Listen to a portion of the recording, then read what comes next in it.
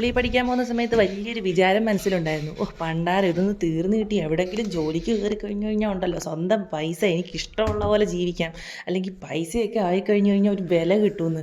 കിട്ടും കിട്ടും, വിഷമിക്കണ്ട, എന്തായാലും കിട്ടും. അടച്ചാൽ തീരാത്ത കുറേ EMI, പാരമ്പര്യമായിട്ട് കൈമാറി വന്ന കുറേ പ്രാരാബ്ദങ്ങൾ, ലോണുകൾ, ഇതൊക്കെ എന്തായാലും കിട്ടും, പേടിക്കണ്ട. അപ്പം തോന്നും എൻ്റെ ദൈവമേ, പഠിച്ചുകൊണ്ടിരുന്ന സമയത്ത് കയ്യിൽ ഇതിനെക്കാട്ടി പൈസ ഉണ്ടായിരുന്നു, ഇതിപ്പോൾ എന്തോ കയ്യിൽ പൈസ ഇല്ലാത്തതെന്ന്. 2 മാസം അടുപ്പിച്ച് ഒരു എമൗണ്ട് കൃത്യമായിട്ട് അക്കൗണ്ടിലോട്ട് വീണ് നോക്കുപോലും, 3-ാം മാസം ആ സാധനം വന്നില്ലെങ്കിൽ ഉണ്ടല്ലോ അടിച്ച് മറ്റേ കള്ളുകൂടിയന്മാരെക്കാട്ടി വലിയ അഡിക്ഷനാണ്. വിറയ്ക്കുമായിരുന്നു ആ ദിവസം. എണ്ണു അയ്യോ വന്ന് 2-ാം ദിവസം സാലറി തന്നിട്ട് 3-ാം ദിവസം തൊട്ട് കടം ചോദിക്കാൻ തുടങ്ങും. എടി ഒരു 100 രൂപ തരുമോ, സാലറി വരുമ്പോഴത്തേന് തരാം, എടാ ഒരു 1000 ഉണ്ടോ, ഒന്നും മറിക്കാനെ കൊണ്ട് ഒരു അടവുണ്ട്.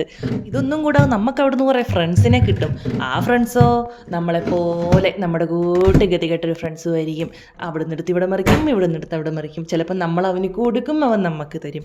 ഇതിനെയൊക്കെ താണ്ടി നമ്മളൊരു ആനന്ദം കണ്ടുപിടിക്കുന്നത് വൈകുന്നേരത്തെ ചായ കുടിയിലായിരിക്കും. ആ ചായ കുടിയിലുള്ള നമ്മുടെ വർത്തമാനത്തിലെ ടോപ്പിക്ക് പോലും പൈസ പൈസ പൈസ എന്നാവും.